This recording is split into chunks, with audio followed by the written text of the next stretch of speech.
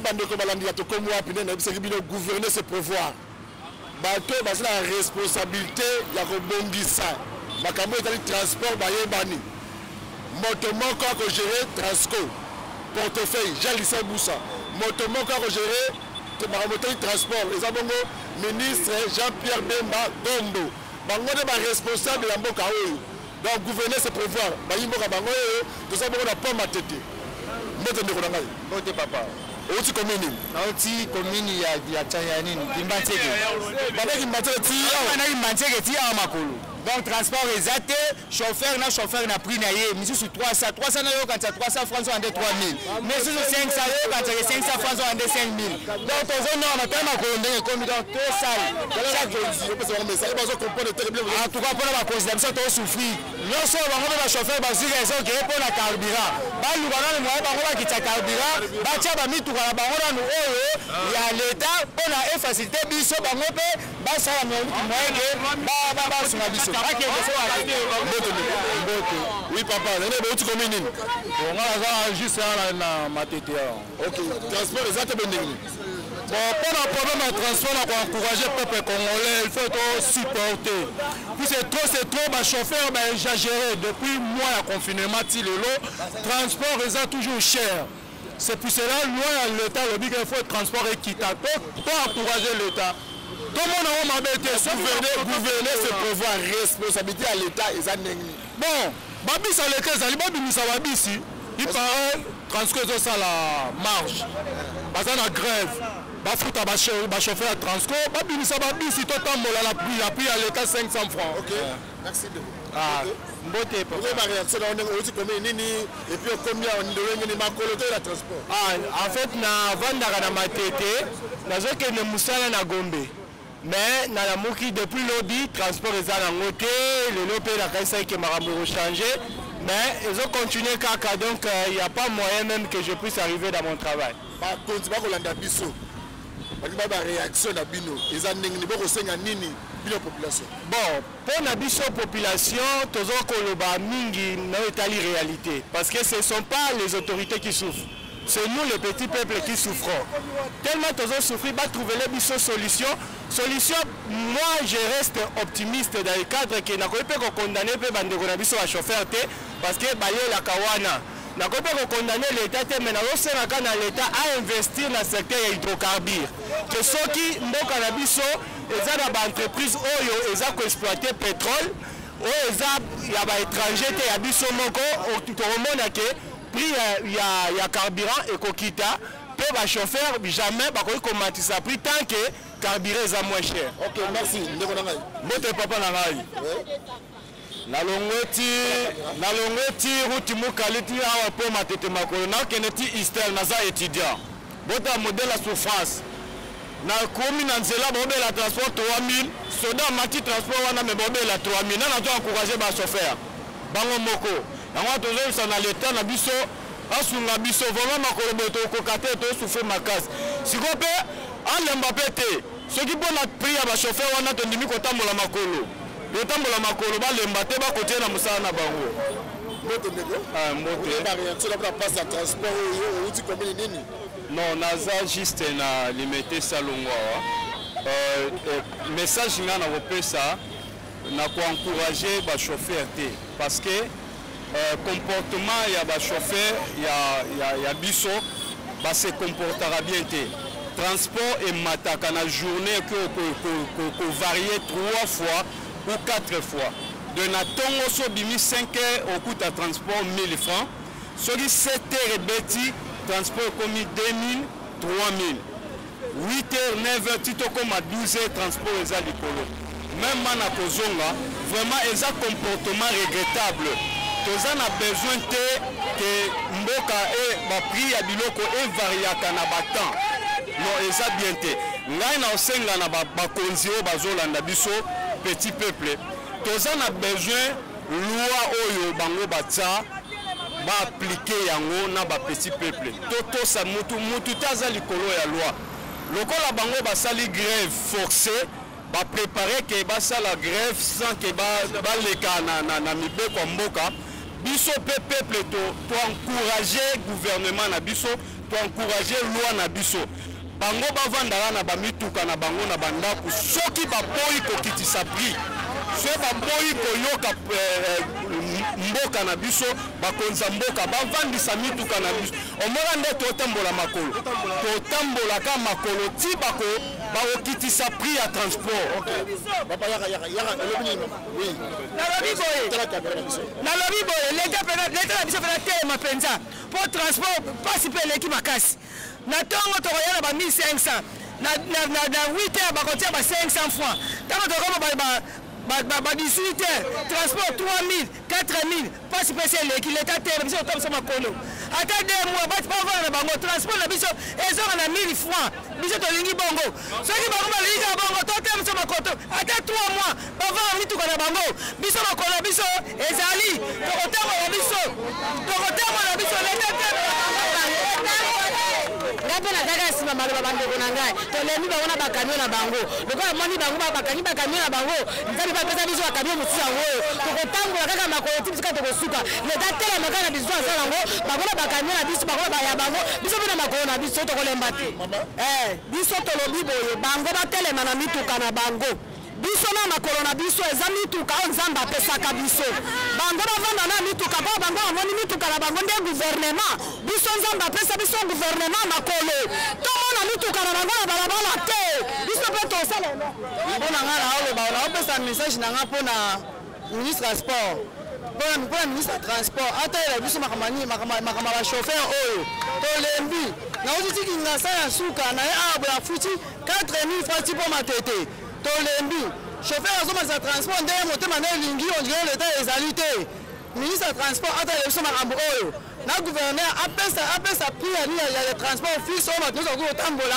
po batambola à l'aise na kati ya mboka tolembi otambola makolo.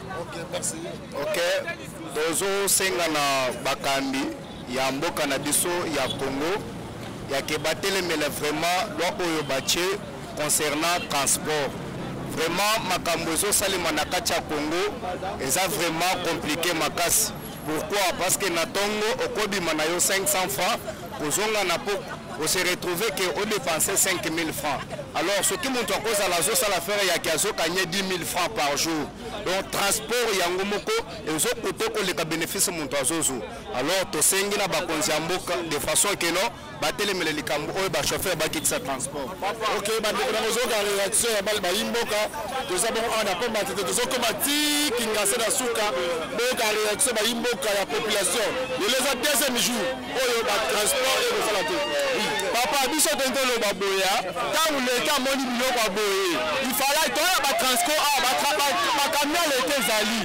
Pour lutter que l'état a qualifié na bango ba saita binisi ba transport wana. Et biso to ke misala. On a privé que l'État a fait un mboka mais l'État parvenu qu'on soit transport à Bombi. Point à Bombi. En fait, quand on c'est la grève, je fais attention à la grève. Grève poani. Poani. Gestion entreprise. Ça les fois assistant Maramouana. Bombi c'est un moyen à retirer la misala. Si Bombi c'est un misala makolo. Mais le transport de la biso à l'État est ali. Bon ami. Quand l'État mona ba salifier, il y a binisi ya c'est un gouvernement irresponsable. Ils doivent démissionner. Pourquoi ça? Par exemple, là, on a fait de Moussala, mais où est-ce le cimetière? Dieu bloque de Moussala. Et c'est un gouvernement irresponsable. Va démissionner, va continuer à faire un cambo. Bakende. Bangonyoso. Vous voyez, papa Lobi. Bon, là, on va lui bosser dans le bas. Mamou, il y a transport, il y a haute de prix et banni le loté. Nous allons bosser sur les débits sautés et ça l'État. Premièrement, l'État incapable. Nous avons un gouvernement de dinosaures. Tolingi ba dinosaures, nous sommes batika, sommes kokate. Mamou ya haute de prix et banni le loté banni kala. Maintenant ce qu'on le peuple a autant moula makolo. L'État aux na ba bis. J'espère ma belle transco. Si c'est comme ça, on a ba transco ngo bakanga baboma. Batu bakomi ko peuple bazo nyokoma. Biso to sana makolo ya bien to autant moula makolo. Maintenant batu basana makolo ya bien te. Premièrement, l'État a aidé bisoté. L'État a aidé le peuple. L'État a aidé le peuple congolais. Le peuple a tika konyo kwama. Torobimana tongo, torobimana 1000 francs. Soit commis 7 et commis 500. Soit commis 18 et commis 3000, 5000. est-ce que tous dans l'état tous dans l'état ce qui l'état azali à s'impliquer à l'exabition que azal l'état fort nous avons une état faible jusqu'au qui irresponsable à l'état si on veut cocater bon démissionner si on veut quitter bon démissionner comme ça le voilà beaucoup de biso beaucoup de biso okende merci bonjour comment on a nego trésor naza mwana changu tolembi tortiro jusqu'à quand ba trans académie on a parlé du peuple et fandika aboyne tika ba corbillard ba ko binisa ngote aider population tozo souffrir vraiment bango musala na bango boyiba bambongo o IGF siko boy to sala neni tala ba mama ndenge bazotu vraiment eza makambo soli bandeko na biso na bandeko tobengaka ba excellence ba honorable ce qui vous n'arrivez pas à résoudre ba problème à boye quelle est la raison où ça la kabino bozala wana vous devez démissionner mes frères vous devez démissionner parce que situation oyo et roumeli makasi toujours comprendre pourquoi est-ce que beaucoup kate ko résoudre yango donc bozana pouvoir bozana mbongo bozali na matériel bozana nyonso mais beaucoup ko résoudre le problème mais vous êtes les premiers à voler ba millions et ça m'a rapport na biso merci pourquoi papa na personne na merci pour apesa nga miko ya balabala oyo to mkono le temps nous jouer za malamu ya ke ba recevoir na ba chauffeur ba kita transport on a 1000 francs ndenge zalaka mais si ko ne ontaka de le pema kambo e salama ba liboso te et c'est ça on a 3 liboso mais l'état ataka ba bis ba mitu quand même si ba jefan na parler du la trans académie les années belé ba ko bisa on minute mais ebe est-ce qu'on ba to pour la population minute na abu na uti depuis ikondo makolo na komi de awa na ke ni musala ti na 24 kuna na 24 na sana temporaire na DGI d'ici on a abu na petit na koma nini na koma nini na habité vraiment l'état a ça quelque chose pour ça va dire sur la trans académie et sur la population qui va souffrir ma casse vraiment gouverner ce pouvoir des hommes dans le bon bana mboka ndenge boyebi yango masolo ya kitoko ezala tokondi wapi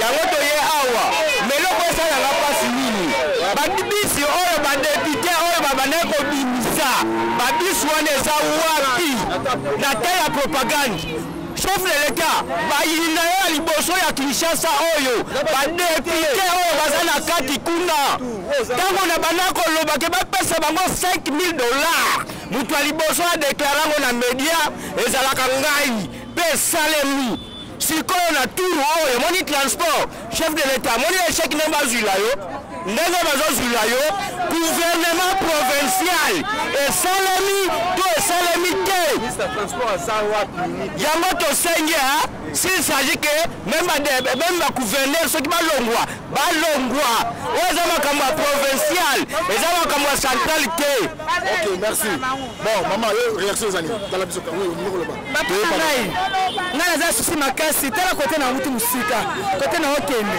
makolo nayebi te mboka oyo ya biso te omeki biloko biso bato so bazomona biso libanda mboka bakoseka biso mabe transport nanu kaka eza pasi ata tolobi papa susi eza kaka ke bakonzi bazwa décision omoni lobi esalami soki eza na mboka mosusu nde esalaki lobi lelo esalama te décision esekwei mais tala lelo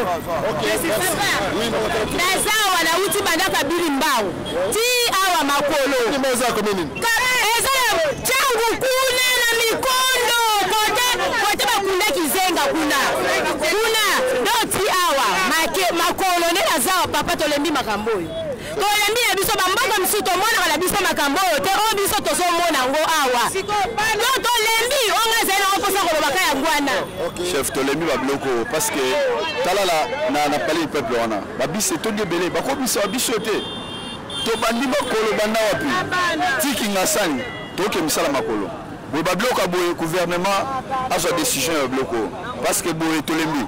Ok, merci. Bon, lobby même situation les gars awa même le Congo boza pe les kaki. Nga avec l'information. Quand lobby ba lukela ba solution. Lobby ba lukela ba solution, ba publier que transport ko matake, et la taxi, et la transport en commun. Lobby la ndia wana la chaîne na bango oya radio na la radio ya Congo ya biso ya Congo le deuxième jour solution mo rezate mawato donc okende te ba okende te ah papa normalement to no malonga izate to vivre no bien ti papa bakende so papa avec le kaka bakende donc ma bepena OK merci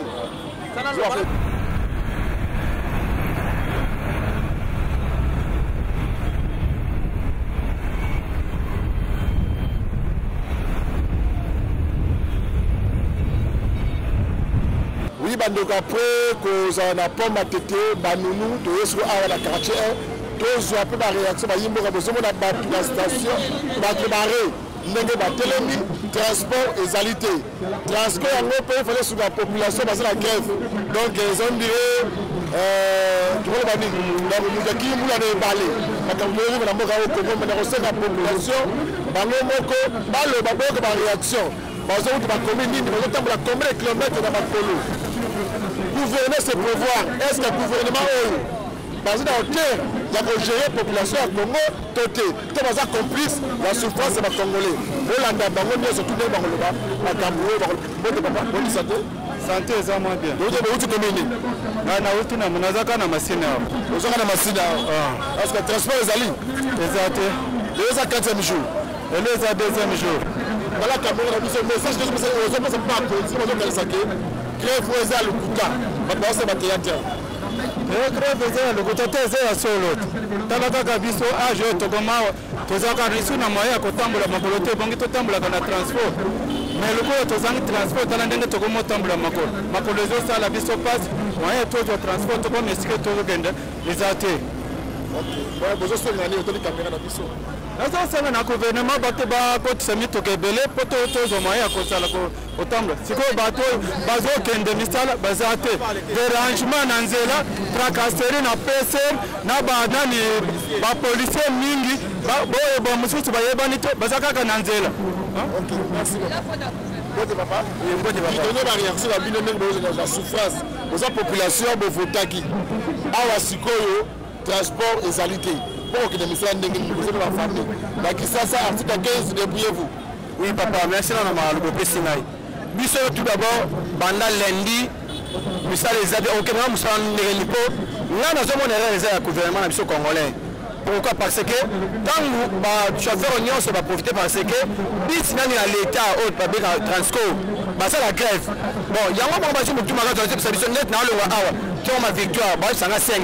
Bon, on sort la sous de 5000. Bon, na ola nini, na na on tire ni pe commune on s'en négatif, faut foutre benda. Donc ils apprennent pas si gouvernement a sous la biso, bati na notre casser si la nanzela, bati a ba bis, quand on a moyen on fout de transport ne le sengeli. Donc on fait transport 500 francs, 300 francs.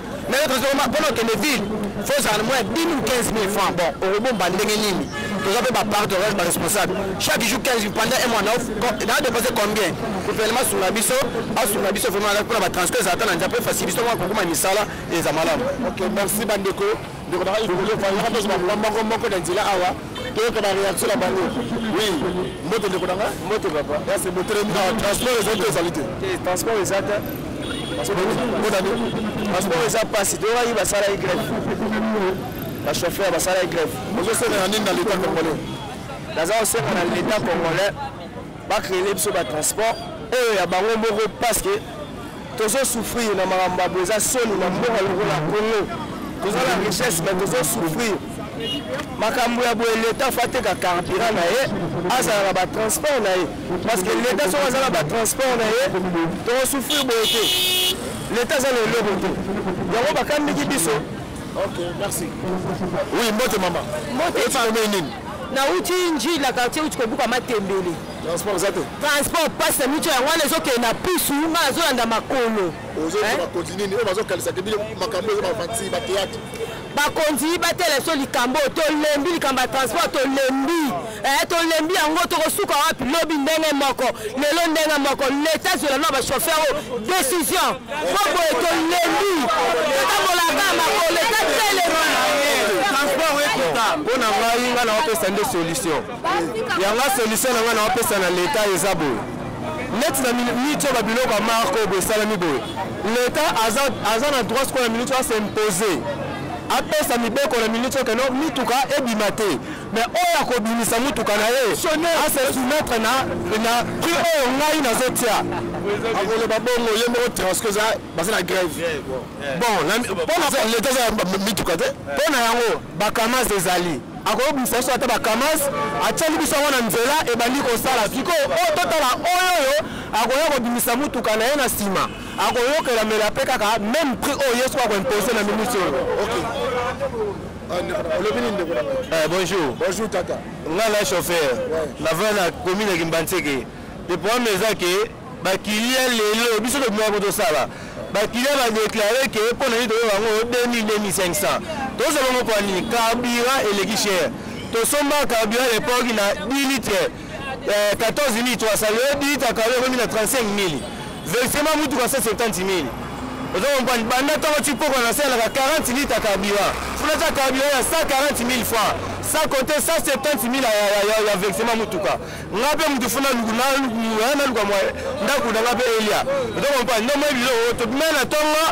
population 2000, baba mimi tu mabanga ya omoni ba pata ba bengi biso toko temi tu kala bango mimi tu kekoti donc lelo mettre na ngai na lobi boye l'état za l'état et matériel qui ta l'état a stelle mais la décision na ya que transport we kita soki ko bimisa ta ba kamazi ya ba policier ba soda même ba mais transport we kita na ba tu a se ko ba lo mwana nzela ba charger wana l'état oza kaka mukonzi numéro 1 eza ndeyo ndako komanda yo awa azate civil azaka civil numéro 1 eza yo transport ekita bawole la bisote donc souffrir tala lelo oyo bapasi oyo tozomona bamama na biso bamususu kutu bakokaka na bango makolo te mais makambo ezoleka awa bon biso moko toyebi te nayebi te l'état ozoyebisa peuple na yo nini tala bamama nde baosouffrir bapapa toke misala donc moyen ya kozwa transport ti donc destination moyen eza te mpona nini tozocalcule mosala yango oyo nakozwa kuna donc eza kokola na futelika transport apamba nake kolukaka mbongo ya transport moyen ndako nangaelia eza babinisela biso transport ebembe biso na 500 francs sikoyo baza na grève baza na grève me biso tokosali tokotambolaka makolo naza na mongo fuli okomela ndenge natamboli makolo nazwi moto kaka ndamu nafuta ba 1000 francs mpo nakomako okoti komela nini nga nazongo nayekende badara kasi tane nani naza kutu na mwana na mokongo nani bapesa biso transport nani chef de l'état alukele biso moyen nini akotele biso mituka ebele na nzela mpo tobanda kotambola tanyeli tozonyokama na bana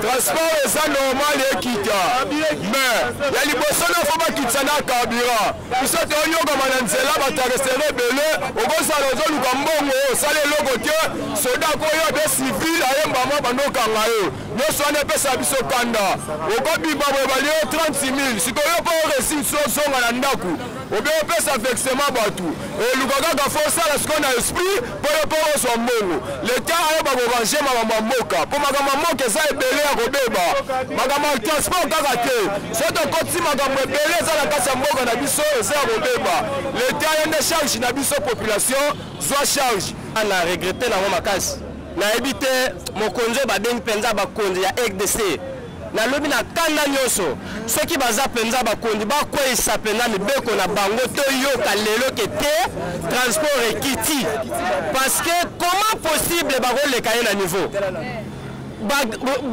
basali grève bamikonzi ebele bazoke misala te biso mpe bachômeur tokomokelela me bakwesi mibeko na bango tosenge epa na ye moko yibwe atya mpe afongola misu akitisa transport trakaseri mpe esila na suki wana.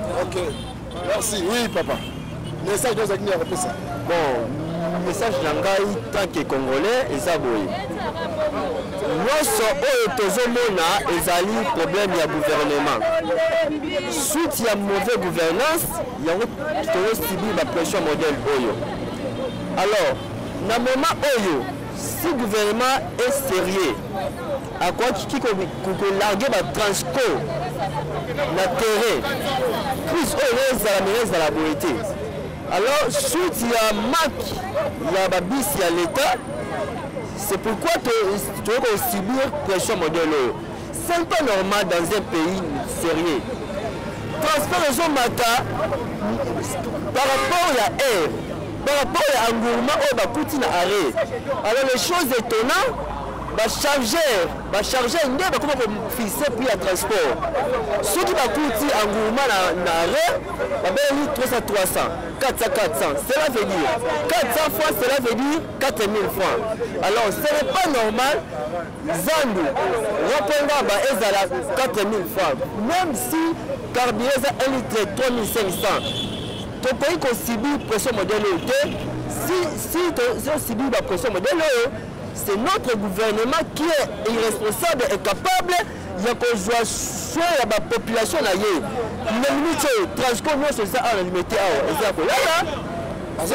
Mais oui, suite il y a carburant, suite il y a un paiement.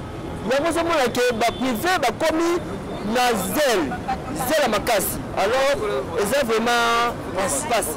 Ok, papa. Oui, papa. Bon, c'est Zali, au moins, il y a Gobi, dans un Makono, dans un côté de Kondo.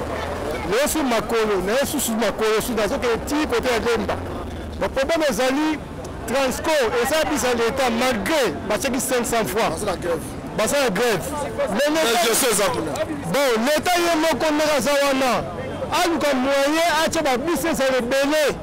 Et Zababissé, on a mis 15 ans pour faciliter le transport. Maintenant, si on a menacé, même transport, on a menacé le transport, et c'est que on a dit ça. Mais maintenant, il y a source. Et ça, par exemple, l'État a trouvé solution. Il y a des business avec belé. Même social, que zone la sociale. Et où tu as à partir du transport sur les kits, même maman, c'est que tu as bien même la zone, même l'ouest. Au monde, il y a aux avancées. Si on me dit que tu as si les sociétés ont bon cité, tu as bon transport et quitté. Merci, papa. Vous êtes toujours à la télé, vous avez Mboka, Mbote maman. Mbote papa. Et ma réaction à eux, tu connais Nini, autant de kilomètres. Papa, Nauti Kinkole, papa, Tolembi, c'est quoi Bakonjango, Tozopona, Moudelo, vraiment, Tolembi, Makolo, Tambola, Makolo, Licolo, Karami, Tukezate. Toyabite problème, Nini, transport en qui t'a raté, Zalaka, Komata. Mon conduit, Falata, la Bito Likambo, Tolembi, Bito, Maman, Tokoma, Bella, Namba, armatisme, Licolo, Tambola. Makolo eza kitoko te ata la mboka oto ya kufa na pepe malini na makolo pasi eza kitoko te en tout cas abongisa mboka pona yo abongisa yango penza to tie muteme pana ye merci. Oui, merci toujours que le bongo na suka Mbote papa. Oui, toza awa toza ba réaction ya bino population par rapport à la grève de chauffeur. Là c'est besoin que le ministère malamu. En tout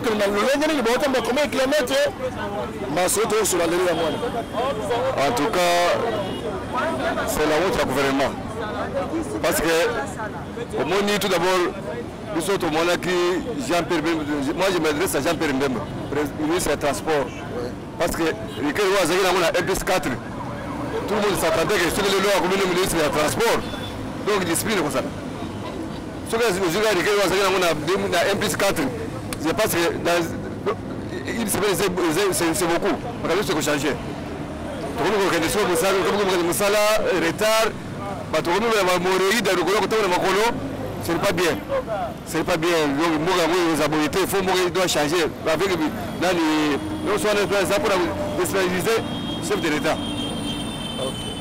Donc il faut changer, tout doit changer. Il faut que le gouvernement peut changer. Mais c'est ça. Parce que cette capacité de la gestion, il reste républicain. C'est ça, il faut que le gouvernement peut le transport, c'est ça. Ok, merci. Oui, réaction aux années. Papa, réaction d'un journaliste, c'est ça. Toujours, premièrement, transport et quitte. donc bakonzi na biso balanda bango te basala ata bagreffe na bango mais biso souci na biso ezaka transport ezonga na 500 bakomosa so ekomi ba 12 13 bazotia baprix ba 4000 babelisa ba 300 et puis souci na balongwa bacharger wana parce que chauffeur akoya na moral yake transport 1000 francs ou bien 500 bacharger wana bapesi moral ya 200 ou 300 donc balongola pe bacharger wana et puis carburant ekita batia pe batransport ezonga vraiment mokonzi mboka na ministre ya transport Jean-Pierre Bemba batia ligueur na makambo wana ke transport vraiment ekita tina 500 vraiment na suki. Merci. Réaction maman.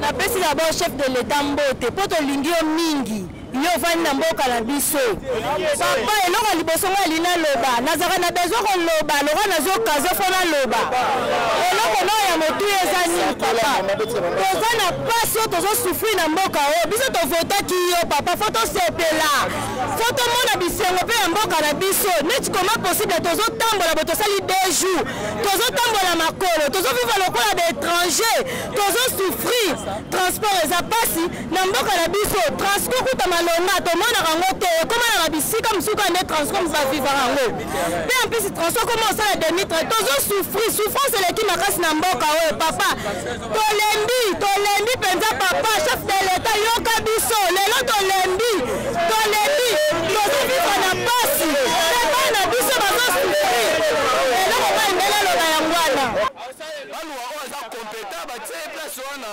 Ok, merci. Bon, tosuki apona lelo bandeko balambi ekozwa no réaction.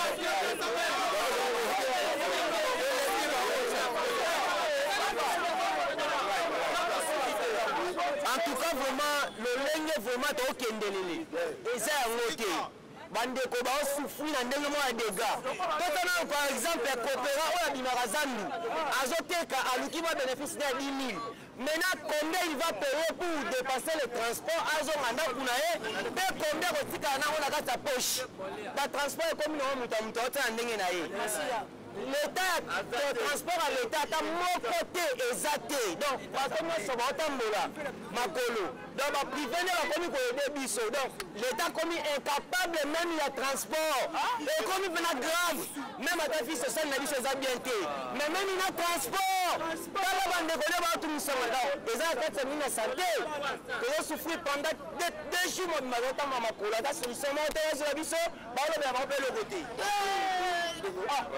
D'abord, problème à transport depuis le lobby. Depuis la banane, la moto n'a dépassé au moins 15 000 pour nous commander à des bonhommes. Elle est à 15 000. Depuis le lobby, tu vas souffrir d'un problème à transport. Tu vas souffrir d'un problème à transport. Ni dans le chef de l'État, ni le ministre de transport qui s'appuie. En plus, ils ont transporté. Ce temps, $, ils ont l'économie à casse. Il y a un appel ça bakakaseri. Coopéra bimia kezano azuma dinina ya zonga policier pa ya kanya fwe ba poche abotoli. OK nebo na transport 8000 10 000 pour le komazano. Makamoto le miango chef de l'état na ministre de transport ba mivoni ça ba lukela biso solution ya transport. OK. Problème est chauffeur, problème na bino ezani. Ba chauffeur ba pesa déclaration embouteillage. Embouteillage ele ka makasi, moi batambola rapidité ezate, yango bazo matsato ya transport. Wala za déclaration ya ba chauffeur nde tokini bango. Oh transport eza ko matalo e matapona nini? So tokangami na embouteillage, carburant zo kende biso na embouteillage. Ba policier ba font la pe banzela ba banzela za la polele de façon que ba chauffeur ba za la facilité ya nini ya kosala musala. Papa, na lobi boye. Donc makamba malonga l'état telemelaka ngote. Oya buzo banda koma kotiela ba commentaire. Alors transport ils ont exagéré comme mata ti wapi. Hein? Donc l'état za wapi. Donc l'état incapable ni na ngoboye. Boye bisa ebo etala boye bisa mutu na bino na ya transport boye bisa la nga e. Soka zoko kate atika, soka zoko kate atika. Ni na ngoboye. Bakonza mboka tovotaka bino po eza mpona bana bino te ezalaka mpona biso peuple bosunga biso peuple te transport moko te ya malungu ezawa bino bozwa baministre ya transport bootya po biso peuple te nyokama totamba makolo ya malamu kaka ne bovivotaka bino na bana bino na kati ya bandako ne bozala ntina nyonso peuple te ya malamu bozalaka mpasi boza soki biso nde tokotaka bino borenie mais soki ezalaki biso te malamu na bino biso tokambolaka makolo transport emata edo kabira ye eloko malunga toomona te transport yango wana kabira eyomata jour au jour bachauffeur mpe baokemba bozwi pepe baolimisa na nzela roulage na nzela mutu service nyonso na nzela ça veut dire que na kati ya mboka banani oyo bamela banani président ya république soki oyokela biso mawa soki otala biso peple na oyo tovotaki yo oyesala biso le peuple d'abord bafati osala biso eloo te bafati osala biso eloo te biso tonyokama bafati osala biso eloo te tokaniseke oyamona mboka osala bolamu na biso mboka nde osala bareve oyo yo oyebi merci na yo soki oza mwana mboka nzambe apambole mais soki oza étranger tika biso tonyokama merci. Ok, bandeko nanga nazozonga rapidement na rédaction parce que c'est élément oyo kozala en offre oyo bandeko nyonso bakolanda toyaki awa tolakisa bino déshydratant to pasi ya population transport ezali te bakotambola ba 7 km ba 10 km bazouta bamaluku bamongafule baluwuleri bakolo yango tokozwa réaction na bango gouverner c'est prévoir tozoyoka bandeko mosusu bazolobake baimage balobami awa tokolakisa nyonso tout bakongolais nde bacôte d'ivoire bakegouverner c'est prévoir soki bokoki te botire bamisusu bakongolais bele baza na capacité ya kogérer mboka oyo koleka mpe bino botaka kelasi bokoma baministre te botaka kelasi bokoma badepute te alors tokosaka na bakongolais nyonso tout lobi si toza na terrain tocomprend toyeba nini ekoleka après lobi mpo lelo eza deuxième jour ya grève ya bachauffeur botomona population kosouffrir lobi tokozwa na terrain liso lokola liso totala nini ekoleka juste